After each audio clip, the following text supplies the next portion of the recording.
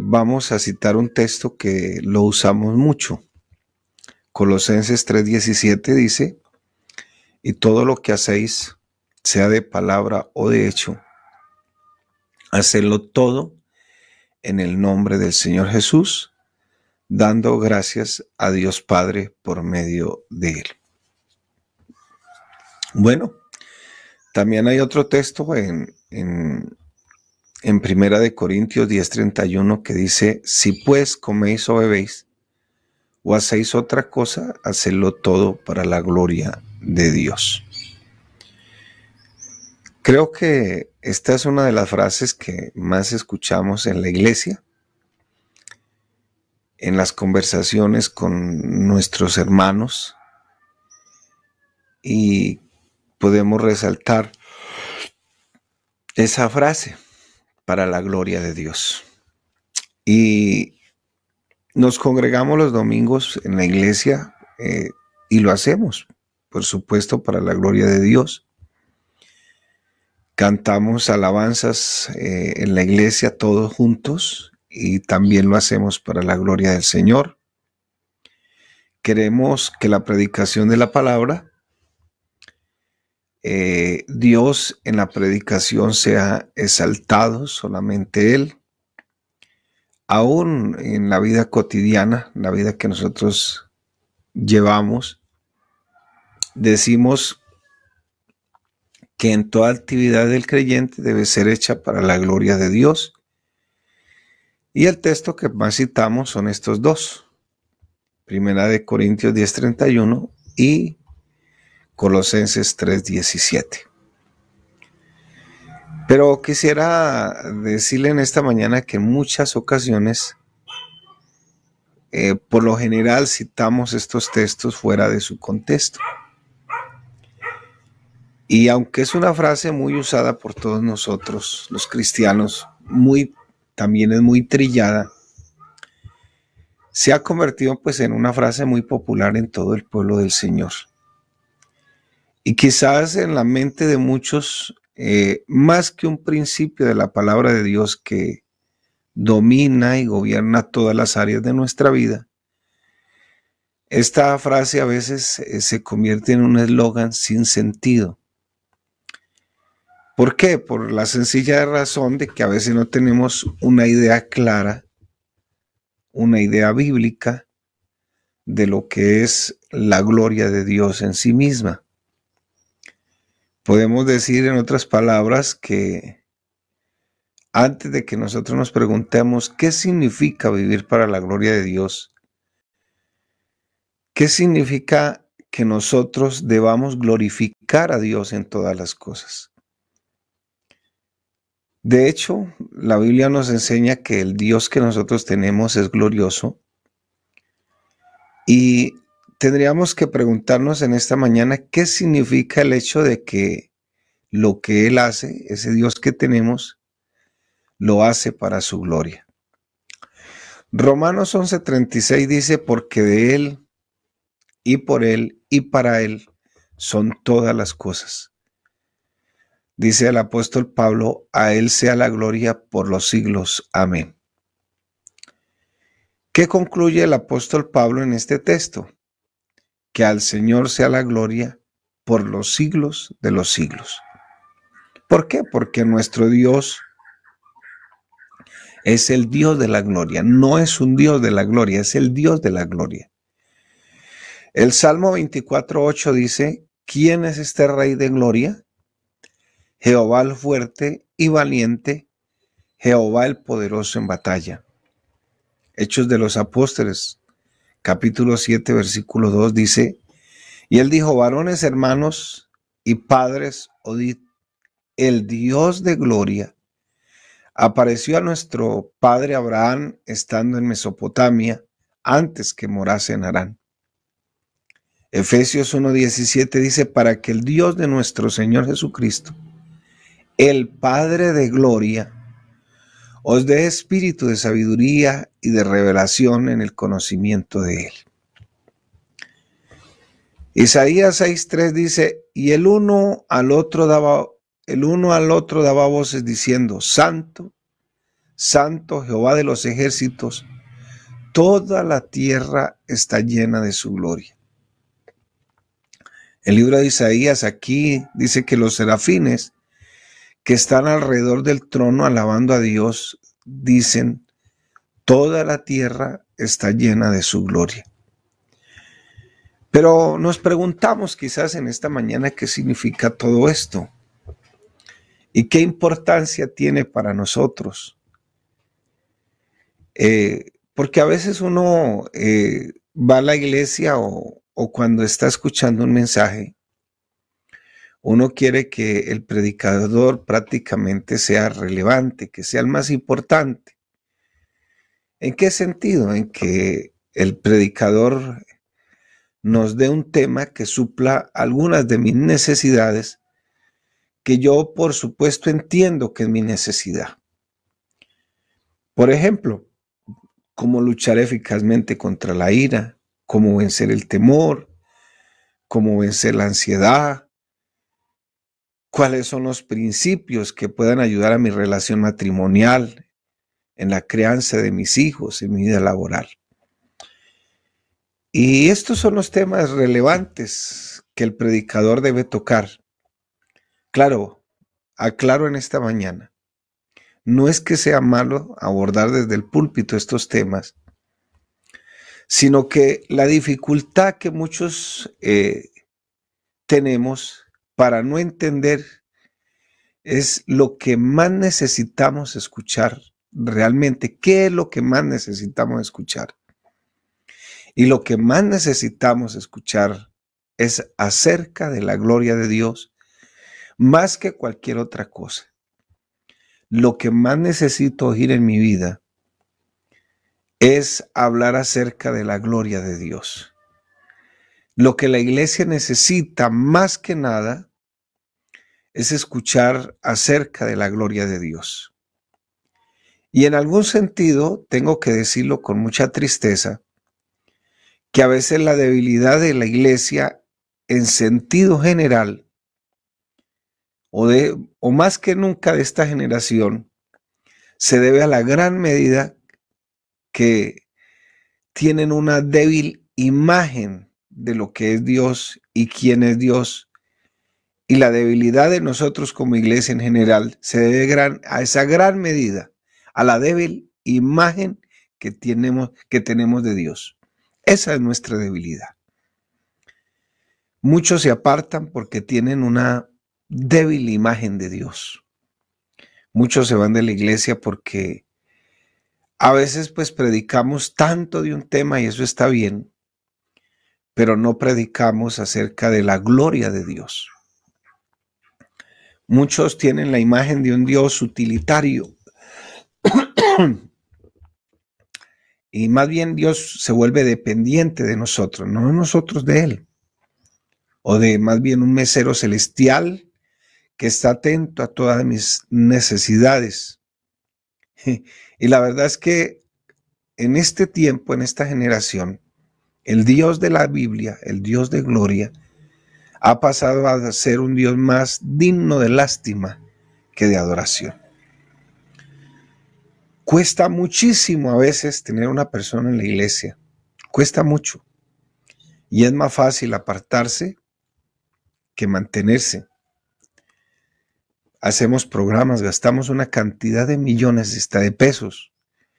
Y a los que no les gusta que diezmen, pues lamentablemente parte de esos diezmos que entran a la iglesia se usan para que otros lleguen a los pies de Cristo. Pero se gasta mucho dinero, muchísimo, programas, una cantidad de cosas. Y es más fácil salir por la puerta de atrás. Porque tenemos una débil imagen de lo que es Dios y de lo que es el Dios de la gloria.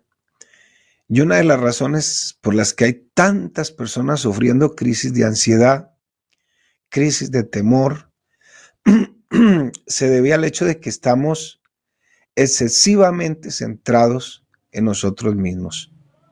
Y puede ser que esa sea la razón en esta mañana de muchas crisis de las que usted y yo podemos tener en este momento. Y lo triste muchas veces es que muchas enseñanzas, muchísimas enseñanzas, están contribuyendo a agravar ese problema. Desde los himnos que cantamos hasta los temas que predicamos, todo gira en torno al hombre y su experiencia, sus sensaciones, cómo se siente, cómo estuvo el culto, cómo esto, cómo aquello. Y nada, casi que nada en este momento está girando en torno a Dios y en torno a su gloria en este momento. Entonces estamos pasando por momentos... Todo gira en torno a Dios. Estamos pasando por un momento muy humanista, donde pareciera que el hombre es el más importante que Dios.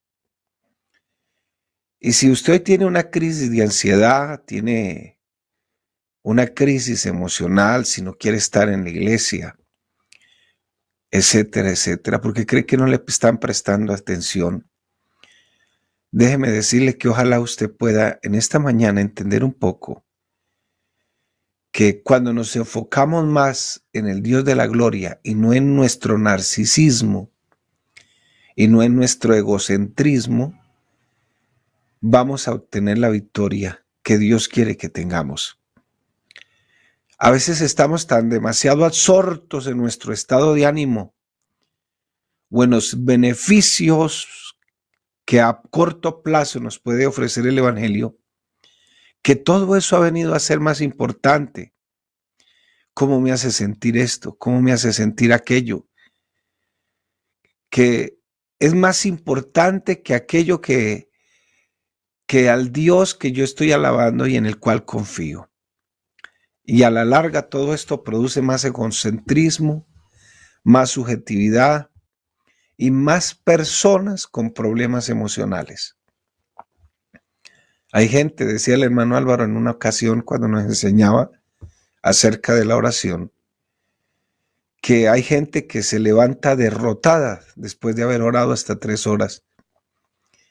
Y lamentablemente se levantaba derrotada ahí de las rodillas, como dicen, porque sencillamente se dedicaban más tiempo a ellos, perdóneme, mire lo que soy, mire cómo esto, que enfocarse en el Dios de la gloria.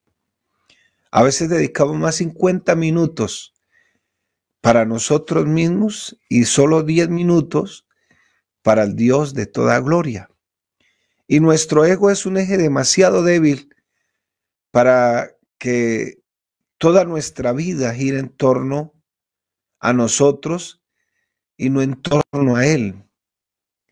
Y por eso es importante que todos los días yo me esté recordando una y una vez más.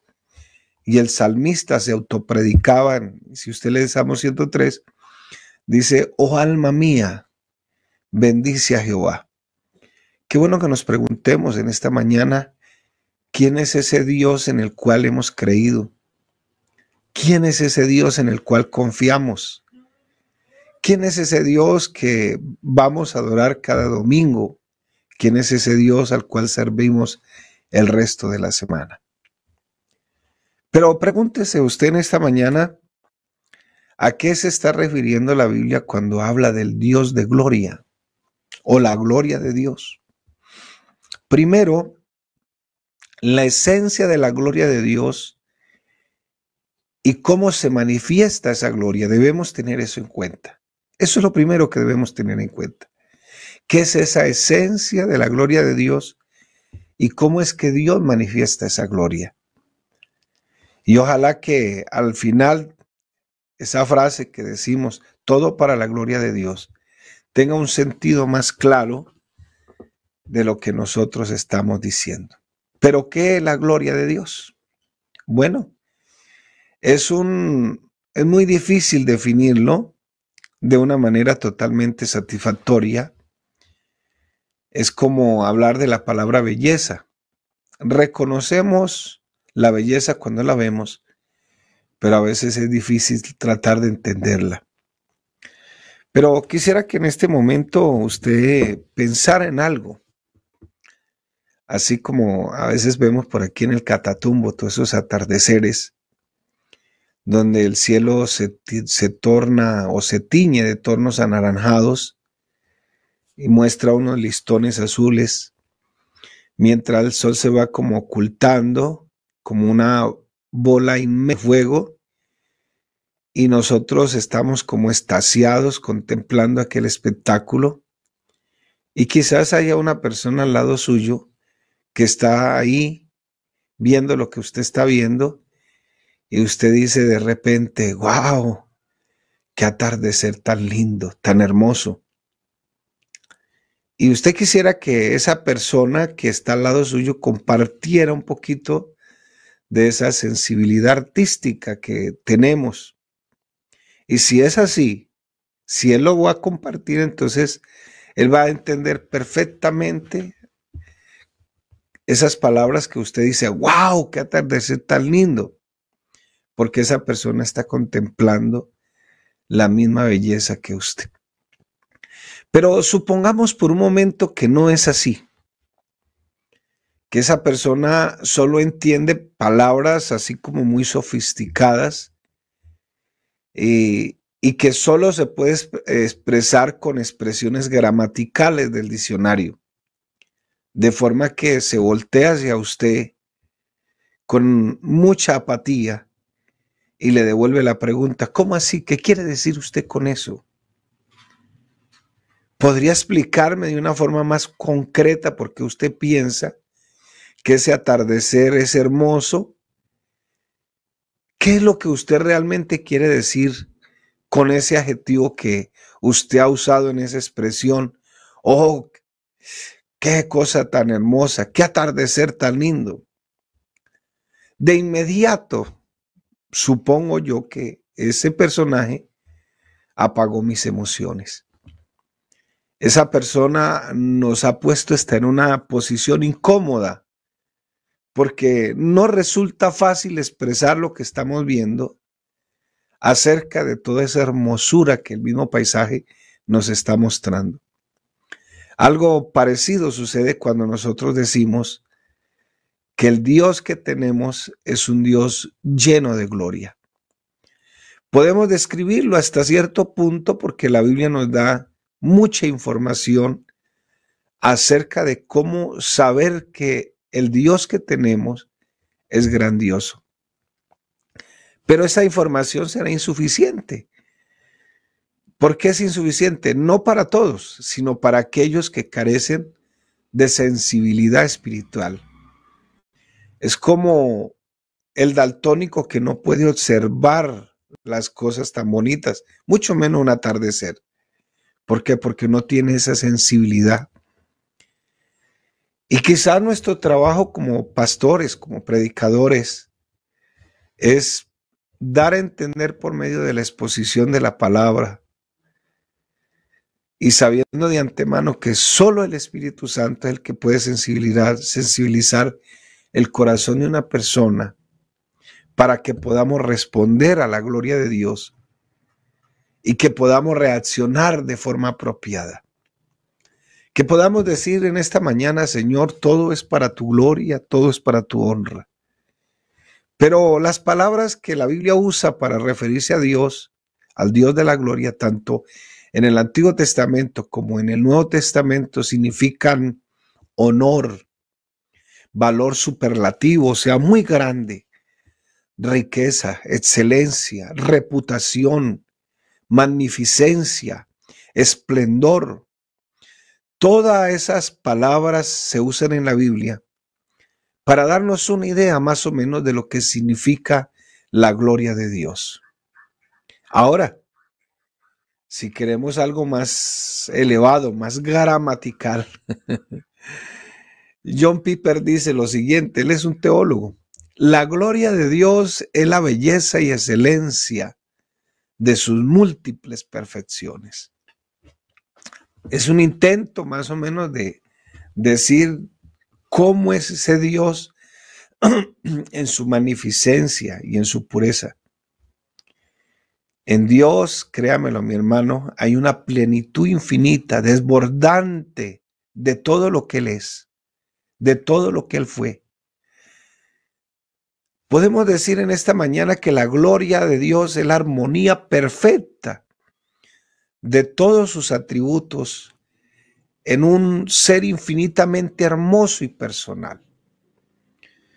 Por eso, cuando nos concentramos mucho en nosotros mismos, empezamos a tener una débil imagen de Dios y prácticamente en nuestras oraciones, en nuestro culto y todo, no nos concentramos en Él, sino que a veces nos concentramos en nosotros mismos y ahí es donde nosotros empezamos a debilitarnos.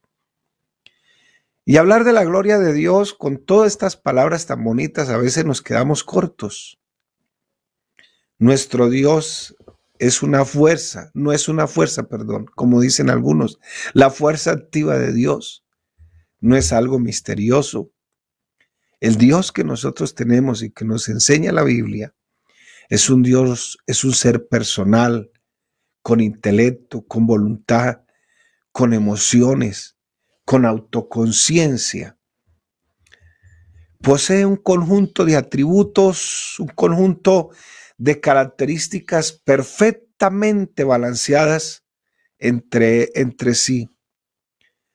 El Dios que nosotros tenemos es un Dios extraordinario, hermoso, digno de honor, de admiración. Y tengo que decirlo con mucho respeto, es el ser más atractivo de todo el universo. Pero ¿qué dice la Biblia acerca de Dios? Y lo primero que nos enseña la Biblia es que Dios es espíritu. Juan 4:24. Y los que le adoran en espíritu y en verdad es necesario que le adoren. Si usted tiene su Biblia y nota ahí que dice Dios es espíritu y la primera parte está con E mayúscula, perdón. Y los que le adoran en espíritu está con E minúscula. Eso es una figura de lenguaje donde el escritor sagrado altera el lenguaje la palabra, y usa la palabra espíritu como una parte de todo el ser humano por querer decir todo el ser humano. La palabra espíritu es la razón, el entendimiento, el espíritu, el alma, el cuerpo, la conciencia, las emociones. Entonces, en espíritu y en verdad, o sea, es todo el ser de la persona. Es necesario que le adore. Pero resalte usted que Dios es espíritu. ¿Qué quiere decir eso? Que no está sujeto a limitaciones de la materia, como lo estamos usted y yo.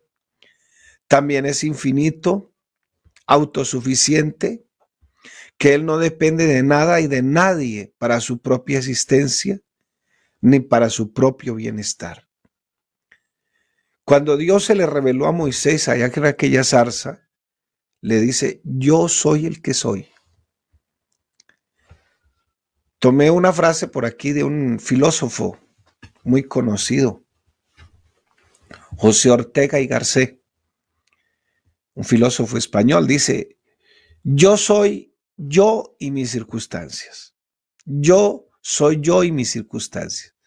¿Por qué lo dice él? Porque dice él, yo traigo conmigo una carga genética, una carga de crianza, una carga del país donde nací. Yo soy yo y mis circunstancias. O sea, usted es un conjunto de una formación de que es usted, su ADN, todo lo que usted trae, pero aparte de eso, lo que lo formó como ser humano alrededor. Pero Dios es quien es Él. No depende de nada y de nadie para hacer lo que Él es. Dice la palabra, Él es el Todopoderoso. Génesis 17:1 dice, era Abraham de 99 años cuando le apareció Jehová y dijo, yo soy el Dios Todopoderoso. Ese es el Shaddai. Es la misma palabra que se tradujo de aquí y que se puso allá en Apocalipsis 1:8. Yo soy el Alfa y el Omega, el Todopoderoso, dice el Señor. Y dice aquí, anda delante de mí y sé perfecto. No hay nada que sea imposible para Él. Por eso Él dice la palabra, Dios es espíritu. Él es omnisciente. Él posee un conocimiento perfecto de todo lo que es y de todo lo que pudo haber sido. Hebreos 4:13 dice, y no hay cosa creada que no sea manifiesta en su presencia. Antes bien, todas las cosas están desnudas y abiertas a los ojos de aquel a quien tenemos que dar cuenta. La Biblia dice que Él es eterno. Salmo 90, versículo 1 y 2. Señor, tú nos has sido refugio de generación en generación. Antes que naciesen los montes y se formase la tierra y el mundo, desde el siglo y hasta el siglo, tú eres Dios. Él es inmutable, dice la palabra. Él nunca cambiará, nunca cambia. Malaquías 3:6 dice, porque yo Jehová no cambio. Por eso, hijos de Jacob, habéis sido consumidos. Hebreos 13:8 dice, Jesucristo es el mismo ayer y hoy y por los siglos. Nuestro Dios es perfecto en santidad. Isaías 6:13, y si quedare aún en ella la 10ª parte, esta volverá a ser destruida. Pero como el roble y la encina, que al ser cortados aún queda el tronco, así será el tronco la simiente santa. Él es perfecto en justicia. Deuteronomio 32:4. Él es la roca cuya obra es perfecta, porque todos sus caminos son rectitud. Dios es verdad y sin ninguna iniquidad en él, es justo y recto. Perfecto en amor, dice la palabra. Primera de Juan 4:8, el que no ama no ha conocido a Dios, porque Dios es amor. Él es omnipotente, es decir, su presencia está en todo lugar al mismo tiempo, está aquí con nosotros, dirigiéndonos en esta mañana. No es que Dios es un inmenso pedazo que está en todas partes. No, no, no, no, no. Es que Dios está en todo lugar al mismo tiempo. No es que hubo una explosión y todo es Dios y todo lo que se regó es Dios. No, Él es omnipresente. El Salmo 139:7 dice, ¿a dónde me iré de tu espíritu y a dónde huiré de tu presencia?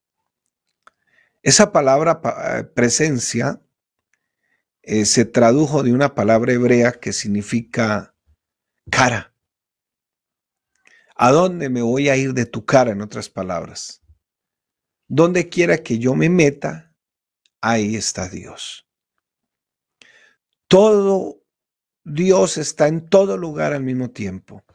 Él es un Dios sabio, es paciente, Él es bueno, Él está lleno de verdad, de fidelidad, Él está lleno de gracia, Él está lleno de misericordia. Yo le pregunto en esta mañana, ¿usted en quién se está concentrando? ¿Usted mismo o se está concentrando en Dios? El salmista nos recuerda en el Salmo 136 que alabemos al Señor porque para siempre es su misericordia. ¿Qué quiero decir en esta mañana? Se trata de una gloria que Dios tiene en sí mismo. Independientemente que otros puedan apreciarlo en esta mañana. No sé si de pronto usted está careciendo de sensibilidad espiritual, de daltonismo espiritual. Si nadie lo glorifica a Dios, Dios seguirá siendo igual de glorioso. Pero cuando nos concentramos mucho en nosotros, ese narcisismo que ahora pues la psicología le resalta al hombre. Y bueno, en cierta manera pues es bueno que usted se quiera y está bien. Dice la palabra que amarás a tu prójimo como a ti mismo. Pero ese excesivo narcisismo nos está llevando a tener problemas. Y hoy me da tanta tristeza ver a tantos hermanos hablando de políticos y poniendo una cosa y poniendo la otra, dándole tanta gloria al hombre, repitiendo como loros. Hermano, créame que habrá cosas como dijo nuestro hermano Álvaro en la asamblea, habrán cosas que no vamos a poder cambiar. Pero lo que sí podemos cambiar es esa imagen que tenemos de Dios. ¿Qué tan grande es esa imagen del Dios de gloria? ¿Cómo la tienes? La gloria de Dios no depende que otros lo vean. La gloria de Dios no depende ni siquiera de que yo lo admire. Él siempre ha sido un Dios magnificente, glorioso, aun cuando nada de este universo había sido creado.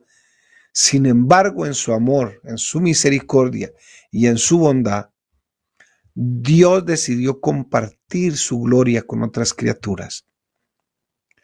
Esta frase que voy a decir puede sonar horrible para algunos y sobre todo para los incrédulos. Dios ha decidido permitir que otros puedan experimentar el gozo y el deleite que Él tiene en la autocontemplación de sí mismo. Dios quiere que usted y yo podamos experimentar el deleite que eternamente Él vive experimentando, contemplándose a sí mismo. Dios se deleita contemplándose a sí mismo. Dios no necesita nada para su propio deleite, porque Él en sí es su deleite en sí mismo. Pero Él quiere en esta mañana, Él quiere que usted lo conozca, que cuando usted diga todo lo hago para la honra y gloria de Dios, tengamos una imagen de quién es ese Dios de gloria. De que más que concentrarme en lo que es Alonso Castro, me pueda concentrar en ese Dios que me enseña la Biblia y que de hecho es glorioso, que si usted no lo adora, Él no está afanado por eso. Que si usted no lo admira, Él no está afanado por eso, porque Él se deleita en su autocontemplación, porque eso es lo que nos enseña la Biblia. Ese es el Dios de gloria. Él quiere que usted y yo también podamos experimentar ese mismo deleite.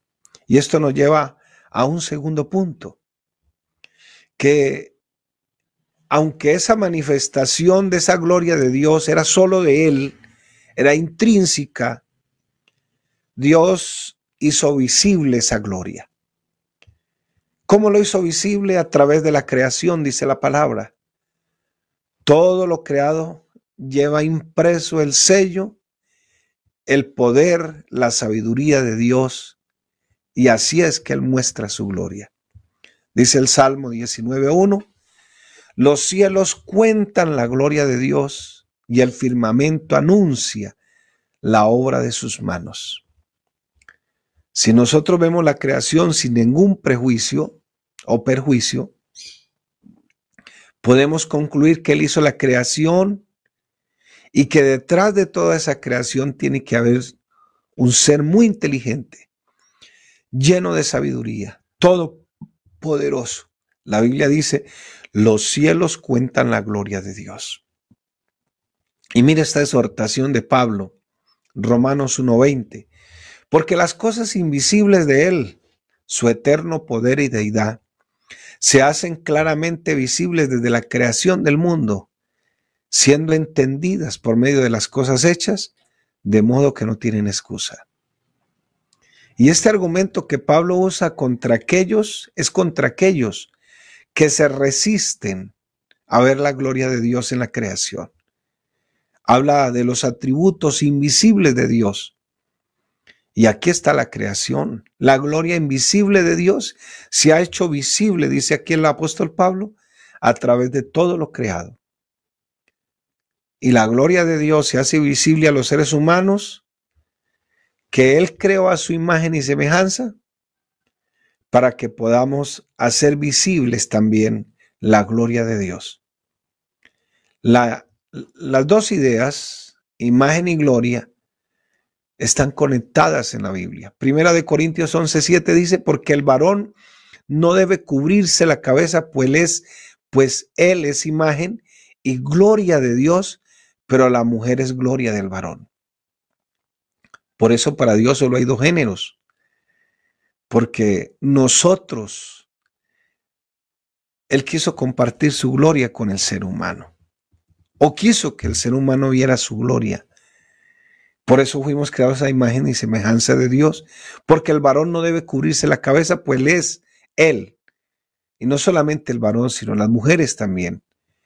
Él es imagen y gloria de Dios, pero la mujer es gloria del varón. Imagen y gloria de Dios. Segunda de Corintios 4:4, en los cuales el Dios de este siglo cegó el entendimiento de los incrédulos, para que no le resplandezca la luz del evangelio de la gloria de Cristo, el cual es la imagen de Dios. Fuimos creados a su imagen para reflejar, aunque no de la forma como Dios ha querido, la gloria de Dios. Una forma tenue, así como oscurita. Por eso David en el Salmo 8 empieza diciendo: oh Jehová, Señor nuestro, cuán glorioso es tu nombre en toda la tierra. Has puesto tu gloria sobre los cielos. David también dice en el versículo ahí 4 y 6 del Salmo 8, digo, ¿qué es el hombre para que tengas de él memoria, y el hijo del hombre para que lo visites? Le has hecho poco menor que los ángeles y le coronaste de gloria y de honra. Le hiciste señorear sobre las obras de tus manos, todo lo pusiste debajo de tus pies. Podemos ir sacando conclusiones y decir que el hombre fue creado a la imagen de Dios para glorificar a Dios. Entonces, eso que era intrínseco de Dios, que Él se deleitaba a sí mismo contemplándose eso, quiso Dios manifestar su gloria y que el hombre viera su gloria. Entonces, si fuimos creados a la imagen de Dios para glorificarlo a Él, ¿cómo es que Dios suponía que el hombre iba a glorificar a Dios? Pues mostrando a través de su personalidad algunos aspectos de su carácter. Y hay ciertas cosas en que nos parecemos a Él. Tenemos intelecto, voluntad, emociones. Somos moralmente responsables. Y por otro lado, debíamos exaltar a Dios a través de nuestros labios.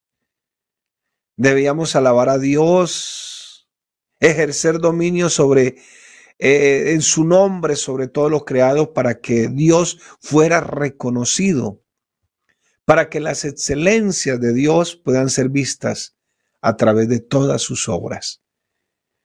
Por eso a veces cuando decimos todo se haga para la gloria de Dios, qué bueno tener una idea de quién es ese Dios a quien le estamos dando la gloria. Nosotros estábamos supuestos en un comienzo, en un diseño original, a dar a conocer la grandeza de Dios a través de todas nuestras obras, a través de todas nuestras palabras. Pero todos sabemos que lamentablemente el hombre se convirtió en un ladrón de gloria. Hoy a eso le llamamos humanismo, relativismo, secularismo, moral relativa. Todo el mundo tiene derechos. Incluso, como les dije hace un comienzo, la psicología motiva al hombre a que sea narcisista, a que él es el más importante. Le dice, no, usted no se puede zafar de lo que usted tiene que aceptarse así, pero yo no quiero ser así. Porque en sí nosotros tenemos algo ahí que quiere manifestar la gloria de Dios. Y usted y yo somos ladrones de gloria. Porque eso fue lo que sucedió en el huerto del Edén. En un lugar de procurar la exaltación de Dios, el hombre decidió exaltarse a sí mismo. El hombre decidió independizarse de Dios. Esa es la tentación más grande que tenemos. Para hacerse un hombre, para hacerse una reputación por sí mismo. Un hombre. ¿Se acuerdan allá en la Torre de Babel? El hombre quería poner su nombre a sí mismo. Nos envanecemos incluso cuando decimos, esto lo logré yo, fruto de mi trabajo, es mi gloria. Esta es la gran desgracia de nosotros como seres humanos, porque el hombre ha dejado de admirar y deleitarse en aquello que realmente es admirable, deleitoso, para hacerse de sí mismo una criatura débil, imperfecta, pecadora, para hacerse a sí mismo el objeto de su adoración. Pero no se le olvide, mi hermano, que eso fue lo que le dijo Satanás a nuestros primeros padres: seréis como Dios. ¿Recordamos? Satanás allá en el huerto del Edén, y le estamos robando toda la gloria a Dios. Por eso, hermano, a mí me tocó bloquear a un hermano porque ya me tenía cansado. Dele y dele y dele y dele y dele. Nunca lo vi compartiendo un texto bíblico, nunca dije, el Señor de gloria, hay que darle toda la gloria a Dios hoy. Tomar una foto y decir esto, no, se han preocupado más por el relativismo moral, por todo lo que está sucediendo, que darle la gloria al que hasta aquí nos ha traído. Dios, en lugar de dejar al hombre hundido en su narcisismo y en su egolatría, decidió salvarlo. Y esta es la historia que nosotros nos encontramos desde Génesis 3:15 hasta el Apocalipsis. La historia de la Biblia es la historia de un Dios que decidió pagar el precio infinitamente alto. ¿Para qué? Para redimir al hombre de su pecado y transformarlo de tal manera que podamos funcionar de nuevo en esta gracia con el propósito por el cual nosotros fuimos creados. Fue en el desarrollo de ese plan que Dios llamó a un hombre llamado Abraham, a través del cual formó un pueblo que se llamaba Israel. Fue esclavizado por 400 años allá en Egipto, pero Dios libera a ese pueblo de una forma tan sorprendente que dice la palabra que Dios derramó de su gloria en la liberación de ese pueblo. ¿Y cómo manifestó Dios su gloria? A través de las plagas. Y a partir de ese momento comenzó a manifestar su gloria de una manera física, de una manera visible, a través de una inmensa y aterradora columna de nube y de fuego.